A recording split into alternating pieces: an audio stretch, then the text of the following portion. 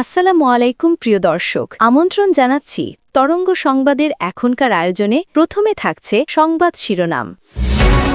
হাদির হত্যার প্রধান মাস্টারমাইন্ডের সকল তথ্য ফাঁস। বেরিয়ে এলো হাদি হত্যার অস্ত্র যোগানকারীর সকল তথ্য ও পরিকল্পনা। এতক্ষণ শুনছিলেন সংবাদ শিরোনাম, এখন জানাব বিস্তারিত। জুলাই অভ্যুত্থানের উত্তাল দিনগুলোতে যিনি রাজপথে সামনে থেকে নেতৃত্ব দিয়েছিলেন, যিনি হয়ে উঠেছিলেন গণ আন্দোলনের এক দৃশ্যমান মুখ, ইনকিলাব মঞ্চের আহ্বায়ক শরীফ ওসমান হাদি। রাজধানীর প্রকাশ্য দিবালোকে তাকে গুলি করে হত্যার ঘটনাটি শুরুতে অনেকের কাছেই রাজনৈতিক সহিংসতার আর 10টি ঘটনার মতোই মনে হয়েছিল। কিন্তু সময়ের সঙ্গে সঙ্গে তদন্তের পরত খুলতে শুরু করলে সামনে আসে এক ভয়ঙ্কর বাস্তবতা। এটি কোনো আকস্মিক হামলা ছিল না, ছিল ঠান্ডা মাথায় সাজানো, ধাপে ধাপে বাস্তবায়িত একটি পরিকল্পিত হত্যা মিশন।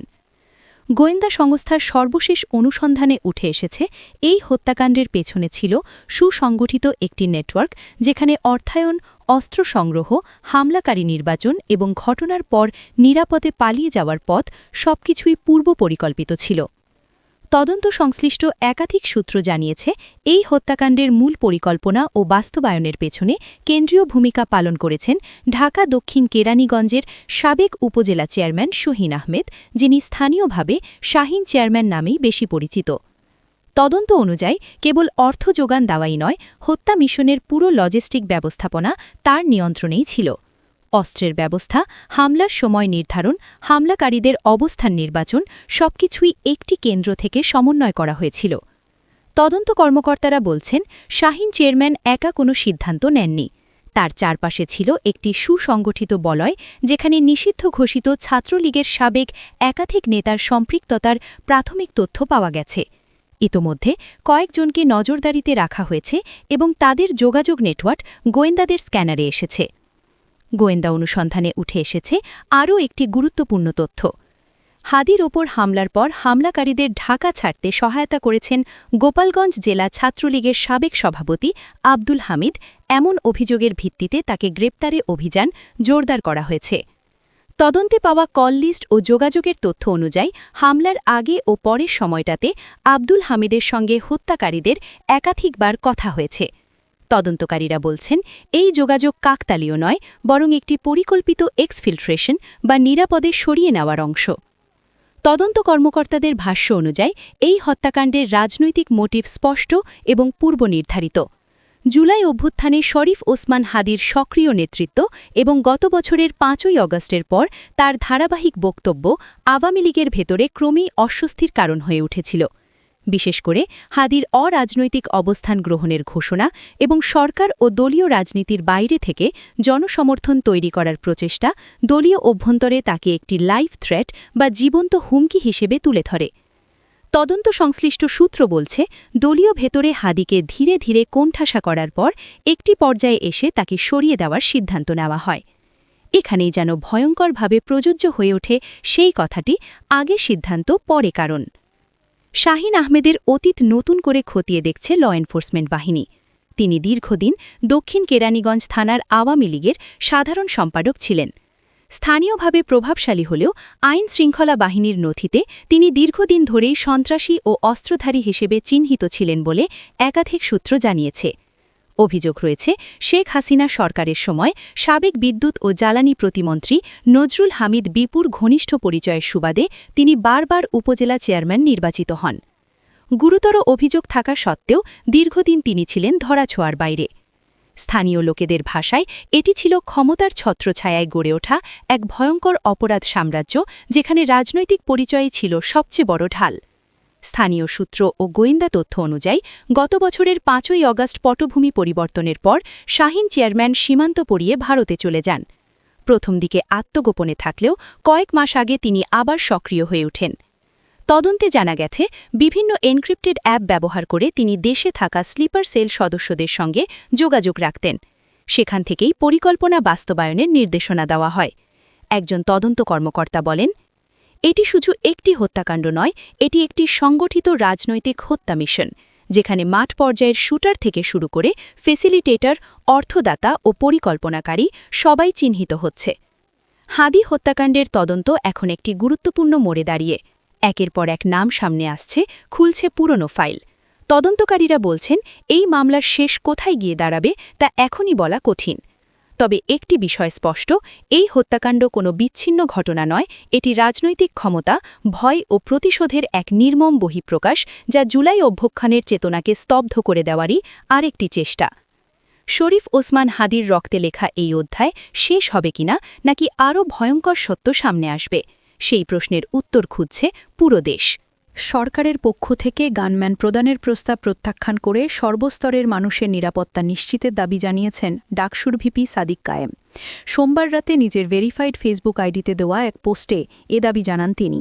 সাদিক কায়েম তার পোস্টে বলেন, সম্প্রতি জুলাই বিপ্লবের ছাত্র নেতৃত্ব, বিভিন্ন রাজনৈতিক দলের নেতৃবৃন্দ ও মিডিয়া ব্যক্তিত্বের নিরাপত্তা নিশ্চিতে সরকারের পক্ষ থেকে গানম্যান প্রদানের সিদ্ধান্ত গ্রহণ করা হয়েছে। এরই ধারাবাহিকতায় সরকারের পক্ষ থেকে গানম্যান সংক্রান্ত বিষয়ে আমাকে অবহিত করা হয়। এই প্রস্তাব গ্রহণ না করার সিদ্ধান্ত নিয়েছি।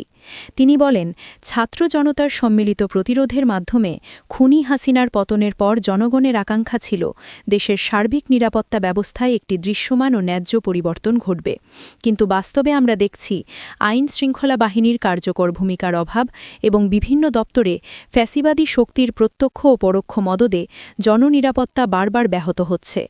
আইন শৃঙ্খলা বাহিনীকে কার্যকরভাবে সক্রিয় করে সন্ত্রাসীদের দৃষ্টান্তমূলক বিচারের আওতায় আনলে আজ নিরাপত্তা নিয়ে এত উদ্বেগ থাকত না। এই প্রেক্ষাপটে বরং প্রশ্ন করা প্রয়োজন, কেন সেই প্রত্যাশা এখনও পূরণ হয়নি। ভিপি সাদিক বলেন, একদিকে শীর্ষ সন্ত্রাসীরা জামিনে মুক্ত হয়ে প্রকাশ্যে ঘুরে বেড়াবে, তাদের হাতে ওসমান হাদিরা শহীদ হবেন, অথচ খুনিরা ধরাছোঁয়ার বাইরে থেকে যাবে। অন্যদিকে ব্যক্তিগত নিরাপত্তার জন্য গানম্যান প্রদানের প্রস্তাব আসবে। এই বাস্তবতার সঙ্গে নিজেকে মানিয়ে নিতে আমার দ্বিধা হচ্ছে। ছাত্র শিবিরের কেন্দ্রীয় এ নেতা আরও বলেন, নিঃসন্দেহে আমাদের সবার নিরাপত্তা প্রয়োজন, তবে সেই নিরাপত্তা যদি কেবল কিছু ব্যক্তি বা গোষ্ঠীর জন্য সীমাবদ্ধ থাকে তাহলে তা ইনসাফপূর্ণ হয় না। দেশের আপামর মানুষের জন্য একটি নিরাপদ ও ইনসাফের বাংলাদেশ বিনির্মাণই আমাদের দাবি। দেশের ছাত্র জনতা এখনও অনিরাপদ অবস্থায় রয়েছে, তখন কেবল ব্যক্তিগত নিরাপত্তার জন্য গানম্যান গ্রহণ করাকে বর্তমানে আমি নিজের জন্য সঠিক মনে করছি না। পশ্চিমবঙ্গের শিলিগুড়িতে বাংলাদেশের ভিসা সেন্টার ভাঙচুর করেছেন হিন্দুত্ববাদী কয়েকটি সংগঠনের সদস্যরা। সোমবার ভাঙচুরের ঘটনাটি ঘটে। কূটনৈতিক সূত্র এ তথ্য নিশ্চিত করেছে। কূটনৈতিক সূত্রে জানা গেছে, বিশ্ব হিন্দু পরিষদ বিএইচপি, হিন্দু জাগরণ মঞ্চ ও শিলিগুড়ি মহানগর সংগঠনের সদস্যরা সোমবার শিলিগুড়িতে বাংলাদেশের ভিসা সেন্টারে ভাঙচুর চালান। পরে ভিসা সেন্টারটি বন্ধ করে দিয়েছেন বিক্ষোভকারীরা। বন্ধ ভিসা সেন্টারের সামনে দাঁড়িয়ে হিন্দু নেতারা এটি আর যেন না খোলা হয় এমন হুমকিও দেন। কূটনৈতিক সূত্রে জানা গেছে, বাংলাদেশে হিন্দু সম্প্রদায়ের ওপর অত্যাচারের ঘটনার প্রতিবাদে এই ভাঙচুর চালানো হয়। এদিকে ভারতের ত্রিপুরার আগরতলায় অবস্থিত সহকারী হাই কমিশন থেকে সব ধরনের কনসুলার সেবা ও ভিসা কার্যক্রম সাময়িকভাবে স্থগিত করা হয়েছে। পরবর্তী ঘোষণা না দেওয়া পর্যন্ত এসব সেবা বন্ধ থাকবে। গত সোমবার ২২ ডিসেম্বর সন্ধে পররাষ্ট্র মন্ত্রণালয়ের একজন জ্যেষ্ঠ কর্মকর্তা এ তথ্য নিশ্চিত করেছেন। এর আগে নিরাপত্তার কারণে ভারতের দিল্লিতে বাংলাদেশ হাই কমিশন থেকে ভিসা কার্যক্রম সাময়িকভাবে স্থগিত করা হয়। গত শনিবার ২০ ডিসেম্বর রাতে দিল্লিতে বাংলাদেশ হাই কমিশনের সামনে চরমপন্থী সংগঠন অখণ্ড হিন্দু রাষ্ট্র সেনার ২০ থেকে ২৫ জনের একটি দল বিক্ষোভ করে। তারা প্রায় ২০ মিনিট সেখানে অবস্থান করে বাংলাদেশের বিরুদ্ধে স্লোগান দেয়। পাশাপাশি ভারতে নিযুক্ত বাংলাদেশের হাই কমিশনার এম রিয়াজ হামিদুল্লাহকে হুমকিও দেয়। এ ঘটনার পর থেকে দিল্লিতে হাই কমিশনারের পরিবার ঝুঁকির মধ্যে রয়েছে বলে জানিয়েছেন বাংলাদেশের পররাষ্ট্র উপদেষ্টা। এছাড়া কলকাতায় বাংলাদেশ ডেপুটি হাই কমিশনের সামনে ভারতের কয়েকটি হিন্দুত্ববাদী সংগঠন বিক্ষোভ করে।